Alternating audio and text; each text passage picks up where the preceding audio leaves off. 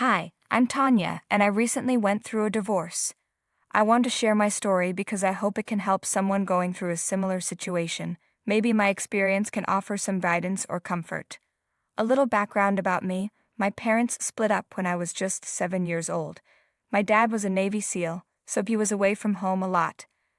Eventually, my parents' relationship fell apart. My mom remarried a man named Paul, and I ended up living with them. Unfortunately, Paul was abusive to me. The worst part? My mom knew but loved Paul too much to do anything about it. She just pretended it wasn't happening. My dad would visit sometimes, and when he did, I would spend the weekend with him. But being young and scared, I never told him what was happening at home. My dad and I were always really close. He made me feel like I was the most important person in his life. One day when I was almost done with middle school, I went to the beach with my dad. I was wearing beach shorts, and he noticed some bruises on my legs. "Hey, what's that on your leg?" he asked. I tried to brush it off, saying I just got hurt, but he was concerned. He asked if I was hiding something. I finally told him the truth, that Paul was cruel to me and sometimes hit me. My dad was furious and promised that it would end right away. He took me to live with him and got full custody of me after legal proceedings. Life with my dad was much better. Because of his work, I sometimes stayed at my aunt's house nearby. My mom tried to apologize and reconnect, but eventually she cut me off. To be honest, I was never as close to her as I was to my dad. I went on to medical school, earned my degree, and became a licensed cardiologist. It was always my dream, and my dad and aunt were incredibly proud of me. They were the only family I had at that point. I'm not very outgoing, but I had a few close friends. As a doctor, I learned to be warm and approachable, and surprisingly, I became good at it. I met my husband Justin at a karaoke bar. Normally, I wouldn't have gone there, but it was my friend's birthday. Justin needed a partner for a duet, and since I thought he was cute, my friends pushed me to join him. We had a great time, exchanged numbers, and started dating. My dad liked him right away because Justin was kind and likable. He worked as a marketing assistant in the corporate world and gave me the love and care I had missed before my dad took me in. A year into our relationship, Justin took me back to the same karaoke bar where we first met and proposed to me. "I think it's time for us to start the family we've always talked about." "What do you mean, babe?" I asked. "Tanya, there's something I've been wanting to ask you for a while now," Justin replied. "What is it?" I asked, curious. Justin took a deep breath. "When we first met at that karaoke bar, I had no idea I was meeting the love of my life. You've brought so much happiness and warmth into my life, and I can't imagine spending it with anyone else. Will you marry me?" "Oh baby, yes," I said, feeling a rush of emotions. To be honest, while some people might find it perfectly okay to get married within a year, it felt a bit early for me, especially with the emotional walls I had built over time. I said yes in the moment, but afterward I had a lot of thoughts about it. I loved Justin deeply, but I was afraid that if I asked for more time, he might consider ending our relationship, so I decided to go along with it. We had a very private wedding ceremony. I invited my mother, but she didn't show up, which was disappointing because, after all, she was my mother. However, my dad was there, and I was immensely grateful for his presence. He walked me down the aisle, and I was officially married to Justin. A year into our marriage, we were blessed with a beautiful baby girl. I remember after my delivery, the room was filled with balloons and flowers as everyone came to visit: my dad, Justin, and his parents. As a new mother, I decided to take some time off work to be with my daughter. That early time with Amanda was incredible, and I still cherish every moment of her babyhood. There's truly nothing as beautiful as bringing a child into this world. It's a testament to the wonders of life. Justin was working during this time, but eventually I had to return to my job. Justin was amazing as a dad. He had a knack for being super playful and gentle with our daughter. I mean, the guy would even let her put makeup on his face. He was a real sweetheart as a dad. But here's the thing: with both of us going back to work, we decided to hire a nanny to look after Amanda. She was a little bundle of energy, and we wanted her to have the best care while we were away. After some time, I got pregnant again, and then, out of the blue, came the big surprise. The doctor told us we weren't just expecting one more addition to our family, we were having twins. It wasn't exactly what we had planned for, but it brought a huge amount of joy into our lives. Little did we know that with the arrival of our children, the dynamics of our marriage were about to change. Justin never openly said it, but I started to sense that he wasn't thrilled about the fact that I earned more than him. I really picked up on this when our friends Carrie and Dylan came over for dinner during my third trimester. "So how are you guys feeling about the babies on the way?" Dylan asked. "Oh, we're excited." "A little nervous, but mostly excited," Justin answered. "Speaking of babies, have you guys thought about names yet?" Carrie asked. "Yes, we've been brainstorming. We want something unique, but not too out there, you know," I replied. "Any favorites so far?" Carrie continued. "We've tossed around a few ideas, but we haven't settled on anything yet," I said. "How about family names? Those can be really meaningful," Carrie suggested. "Absolutely. We've been shopping a lot lately, looking at strollers that can accommodate multiple babies. It's been overwhelming, but we'll figure it out," Justin added. "It's amazing how much stuff you need for 2 babies, right?" Dylan said. "Tell me about it. Our checklist keeps getting longer," Justin replied. "Tanya, do you miss being at work?" Carrie asked. "A bit," I admitted. "You know, being a doctor is tough, but when you treat people and help them, it just feels so good to see their smiles." "Wow, a corporate worker and a doctor. Do you even manage to find time to make all these babies?" Dylan joked. "Ah, come on," Justin laughed, but then Dylan added, "I'm pretty sure your wife must be the money bag in the house, huh?" "Well, you know how it is, Dylan," Justin replied with a forced smile. "I actually earn more than Tanya. Ask crew this, let's bring out the dessert," Justin said casually. I couldn't believe what I was hearing. Why would he lie about something like that? After Dylan and Carrie left, while we were doing the dishes, I decided to confront him. "Justin, can we talk for a moment?" I asked. "Sure, what's on your mind?" he replied. "You said you earn more than me, that's not true, is it?" "No, it's not true," Justin admitted, looking down. "Why on earth would you lie about something like that?" I asked, feeling confused. "I don't know, T. I guess I was just embarrassed. It felt awkward," he said quietly. "Embarrassed? I had no idea this was such a sensitive topic for you," I said, trying to understand. "I'm not sensitive, T. I'm a man, and I should be the one in charge," Justin snapped. "You've never complained about it before. What's got you so worked up now?" "I just don't want people to think I'm some kind of loser, okay? Justin, if it works for us, it works for us. Who cares what other people think?" "Yeah, whatever," he muttered.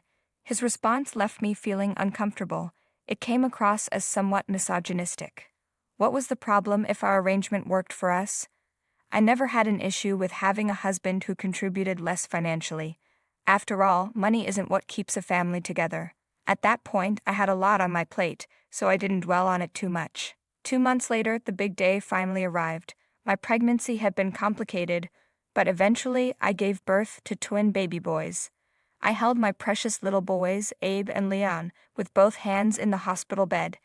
"Our family feels complete, baby. You've made me the happiest man alive. I love you," Justin said, beaming. "It wasn't all me, babe," I replied, smiling. "Amanda, look at your baby brothers. Aren't they so cute?" I asked, turning to our daughter. "Baby brothers?" Amanda asked with wide eyes. "Yes, sweetheart. Do you want to sit next to Mom?" I offered. "Yes," she said eagerly. "Say hello to your baby brothers, Amanda," I encouraged her. "Hi," Amanda said softly.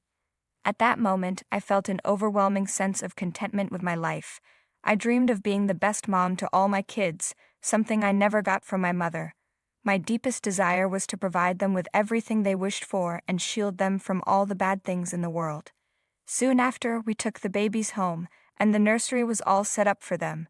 Justin and I both took some time off work. When Justin eventually returned to the office, things got really tough at home. Juggling the care of the babies and Amanda was exhausting, and we were in a tight spot financially. Things weren't exactly rosy. I had a strong desire to give my family the best of everything, and I had the means to do so, but we also needed a parent at home to take care of the kids. It was a challenging situation, and we needed to find a way to make it work. The issue was the significant income gap between us. Justin brought in only $30,000 a year, while I earned $150,000 a year. You could see the difference. From my perspective, it made sense for me to continue working. I had a good career and a well-paying job with potential for salary growth. I thought I would talk things out with Justin, and he would understand my viewpoint, but things didn't go as planned. After dinner, Justin and I were in the twins' room, checking up on them. 3 kids. We always planned for 2, but I'm not complaining. They're so cute, Justin said. Yeah, they are. Well, I want to talk to you about something, I began. Sure, what's on your mind? He asked. We need to secure all our kids' futures, you know. I know I might be thinking too far ahead, but we can provide them with better opportunities. We can even help them with their college if they need it, I explained. You're right, Justin agreed. If I continue with my job, we can save more. And if I work for a few more years, I'll likely get a raise, I said, feeling hopeful. That would be amazing, but who will stay with the kids at home while we're working? Justin asked. What if you quit working and stay home to take care of the kids? I suggested. Are you kidding me? No way, we get along with them so well. Justin responded, looking shocked. What I mean is, I am the man of the house. Just because you have a higher paying job doesn't make you the decision maker, Justin said, his voice growing tense. Justin, are you kidding me? Can't you see we would have a better life if I went to work instead? Seriously, is your ego that fragile that taking care of the kids makes you think you're less of a man? I asked, my frustration boiling over. Justin looked furious, something I had never expected. He raised his hand and slapped me across the face. How dare you say that to me? You're trying to be the boss, aren't you? Just stay in your place, do what you're told, and listen to me. Justin shouted before leaving the room, leaving me in shock. I couldn't believe what had just happened. How could my husband, the father of my children, someone I thought loved me, do this? I was devastated, angry, and scared all at once. I didn't know what he might do next if I made another mistake. That night I couldn't sleep. I spent the night on the couch, thinking about my options. I knew I had to leave this marriage, not just for me but for the kids too. I remembered going through something similar when I was young, with my mom's husband Paul. My dad had taught me what a real man should be like after that experience. Suddenly, one of the twins started crying on the baby monitor, and it hit me. The baby monitor in the twins' room must have recorded everything that happened. I had proof. The first thing I did was save the footage, and then I started forming a plan. I waited until morning, making sure Justin and the kids were still asleep. Then I called my dad. Good morning, Bunny, my dad answered. Hey, Dad, you're calling me so early today. Is everything all right? No, Dad, something happened last night. I need help, I said, trying to keep calm. What happened? Are you safe? My dad asked, his voice full of concern. For now, yes. But last night Justin and I argued and he slapped me, I explained. What? How dare he? Why did you wait all night to call me? He exclaimed. I didn't know what to do, Dad, I admitted. Sweetheart, remember what I've always said. I'm here for you whenever you need me. I mean it, he reassured me. Well, Dad, the thing is, all of this happened in the twins' room, and it was recorded on the baby monitor, I said. Bingo, we have proof. We're going to get him. I know some people in law enforcement. Honey, stay put. Where is Justin right now? He asked. He's still sleeping, I replied. Send me that video and get the kids ready. I'm coming, he instructed. I quickly woke up Amanda and gathered the twins, packing a bag for them. I forwarded the recording to my dad and waited anxiously in the living room. Just 15 minutes after the phone call, there was loud knocking on the door. As I approached, I heard Justin coming down the stairs. Who's at the door? Why are the babies here? What's going on? Justin asked, confused. Open the door. It's the police. A voice shouted. The police? Who called them? Justin rushed down the stairs as I opened the door. The first person to enter was my dad, who hugged me tightly.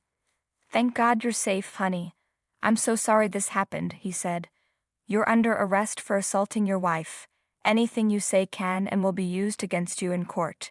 You have the right to an attorney. If you can't afford one, one will be provided for you. The police officer said as he handcuffed Justin. Is this about last night? You've got it all wrong.